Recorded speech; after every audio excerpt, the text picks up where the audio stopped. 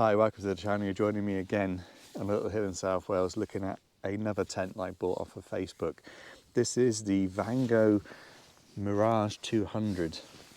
It is a semi-geodesic two-person tent and I snagged it used for 30 quid. Now it is a little bit more used than I normally find. I've had a very good run of getting pretty much immaculate tents used for very little money. I think this is the first one I spent for 30 quid where I'm thinking, should I have bought it for 30 quid?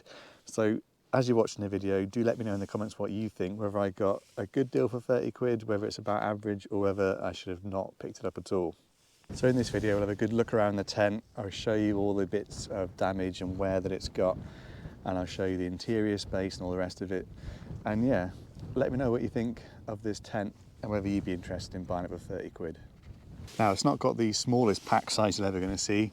It weighs over 2.5 kilos, I think, according to Vango, but I will weigh it and put the actual weight up on screen. Now, it's not the easiest tent to pack away, I've found. As you can find, the last time I packed it away, ended up with a very narrow one end and very thick one end. One of the disadvantages of a tent of this size, it's a reasonable size two-person tent, is that when it's pitched all in one, if you keep the outer and inner attached, it's slightly harder to pack away, but no biggie. The bag is expandable, but it's not like some of the modern Vango bags where it's got the big side opening. It is end opening only, although obviously you can tench up to make it a bit smaller. Now, I'm not using the original Vango pegs because they were a bit wrecked, to be honest, a bit bent out of shape, so I'm just going to use some of my standard pegs which I keep spare to use most of my things. Now, it is a semi-geodesic design tent, so it should be pretty good in bad weather, like a lot of Vango tents. And it's got your standard aluminium poles. I think it's got 3 of them, and they are, as you can see, colour coded, silver and black. Interestingly, it's the first tent I've bought used that's actually got a repair. So it has got a metal ring bonded around one end here where the pole has started to fracture at the join. But it looks like a professional repair, to be honest. So maybe it was, but it shouldn't impact on the performance of the tent too much. That's the 3 poles. You can see the 2 black ones and the 1 silver, and the silver's got a defined arch at the top. That's to make the Gothic arch at the front of the tent. As it pitches all in one, you can just peg out the 2 rear points of the tent, just stop it from blowing away in the wind, and then you can just stick the poles in. Once you have got the poles in, it's pretty much freestanding apart from pegging out the porch and door area. So you could take the 2 rear poles out and reposition the tent if you wanted to. Nice and easy. You see, it's really easy to pitch. The 3 poles go in really nicely and perfect for rainy conditions and stuff, because you can soon get your stuff inside just with 2 pegs down, then you can peg out the rest afterwards.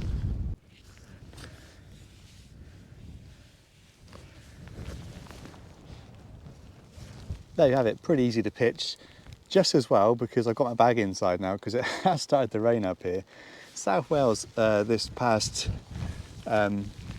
couple of weeks has just been madness in terms of wind and rain and torrential rain, all the rest of it. Just almost constant showers like this. So yeah, ideal for this kind of tent. Pitches absolutely brilliantly in the wind and rain. You don't have to worry about getting anything wet. You can get your stuff inside really, really quickly. You could even lay the tent out and stuff your pack inside and then put all the poles in and build it around that. So yeah, it's a really good little tent for that. It's got a nice air vent either side, but they're not howled out at all, so they're just going to flop around.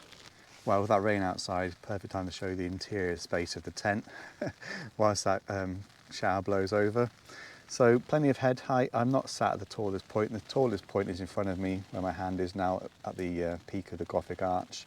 So absolutely tons of space to sit with your feet in the porch, or to sit and do some cooking in absolute comfort. Now, it's rated as a 2-man tent. I'm going to say, yeah, you can get 2 people sleeping here without too many problems, but obviously your pack is going to need to go into the porch space. The porch space is pretty decent. And you can see from the hooking points there that you can open the door either side and hook into the middle, or you can open both doors to the middle or you can take the whole thing up and roll it out of the way. So it's a pretty cool design. I have just darted in because of the rain, so I've not tensioned the outer point fully, which is why it's flapping around quite a lot. If you tension that properly, you'd be able to cook here in a lot of comfort because you've got vents either side of the porch as well. In terms of the inner door, it's just a single zip and a single layer, so you've got mostly solid with some mesh, and there's a small zip at the top to open up the mesh area so you can have a bit more airflow into the tent. But apart from that, it's just a single zip all the way around. But what is quite nice is that once you've unzipped it, it does stuff into its own little pocket, and inside either where you've got a pocket and you've got a little bit of mesh here which feeds directly to that vent outside, and it's exactly the same on the other side as well, the pocket and the mesh. Now the rear of the tent, where those two poles cross over, you've got an air vent which you can Velcro shut or hold open using a little tab, and then there is a non-closable mesh vent at the back of the tent. So you can see the rear structure gives plenty of height to your foot box, and you can see from the width, as long as you weren't using stupidly wide sleep mats, you can get 2 sleep mats in here comfortably. Obviously the only thing you haven't got space for inside the tent, if you've got those 2 sleep mats, is your gear. So your gear's going to need to go into the porch, and that could make getting in and out a little bit annoying. It all depends on how tall you are, how tall your sleep mats are, as to whether you've got enough space to stuff a bag down the bottom or at the side. I mean, if there was 2 of you, the good thing is that the tent wouldn't weigh anything if you packed it half each. If someone took the inner and poles and someone took the outer layer, it wouldn't weigh a great deal. And it should be a pretty robust tent. Another good thing you've got is a little hanging point for a lamp. Now it is the only hanging point in the tent, so you're not going to be able to hang a wash line up on the inside of this tent. Ordinarily when I buy a tent off of Facebook, you see me pictured for the first time, i.e. I don't pitch it in the garden, I just take it straight up to my local hill like I'm doing today, and I pitch it and have a good look around it, and so you're seeing live whether there's any damage or what I make of the tent and whether I got ripped off or not. With this tent it did look quite well used from the bag, so I thought I'd pitch in my garden first and just have a look around it to make sure it was all present and correct. So I did that, and it was. I mean, it's not a terrible tent by any stretch of imagination, but it has seen a fair bit of use, I would have said. Maybe it's been used at a campsite and just pitched in the sun for a while, but it is showing a few little signs of damage and wear. So I had it pitched for about 4 or 5 days in the garden because there wasn't any sun.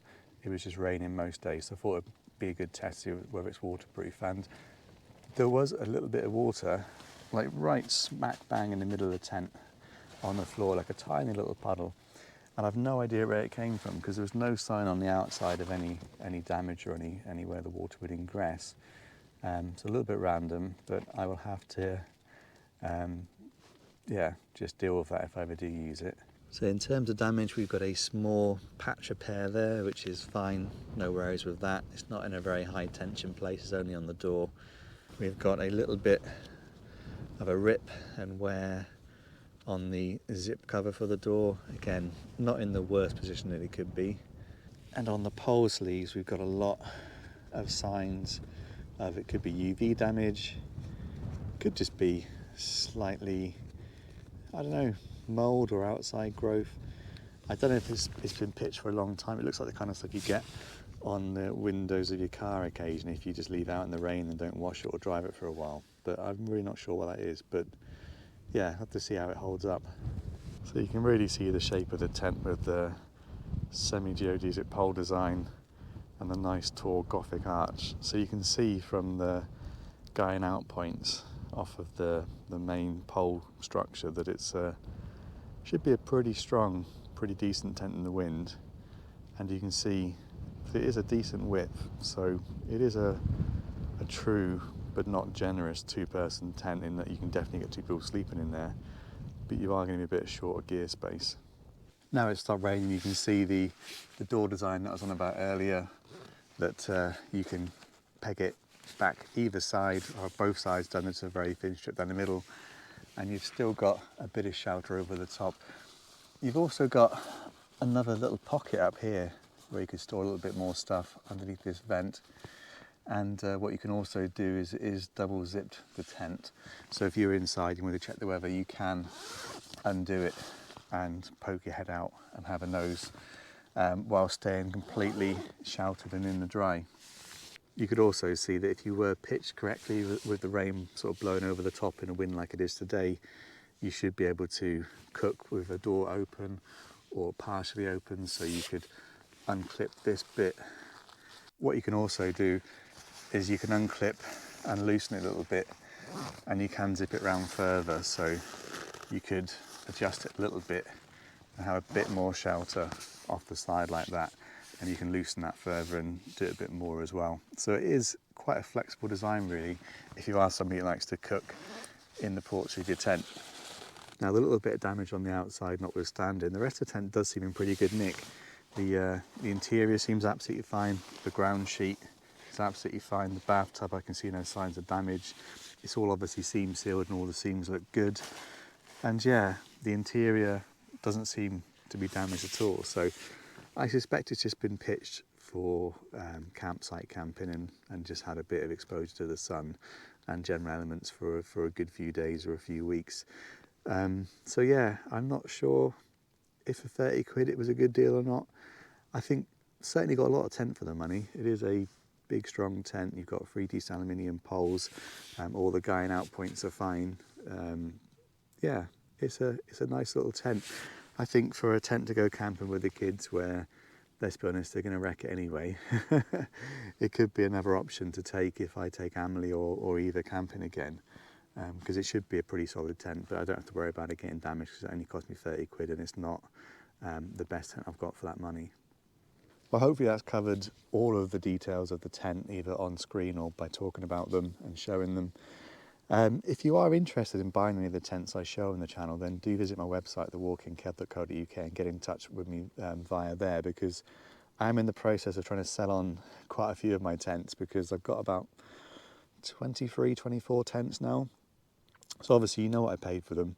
So if you want to make me an offer, and if you're in the UK, I can try and post them as cheaply as possible so that I can share the bargains around really. So if you are interested, then just get in touch and yeah, we can strike up a deal.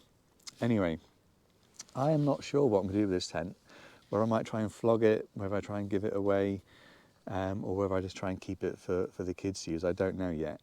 But if you are interested in seeing it further or me taking out, let me know in the comments and I'll take it out for a wild camp. Anyway, if you made it this far, a huge thanks for watching and I'll catch you in the next one.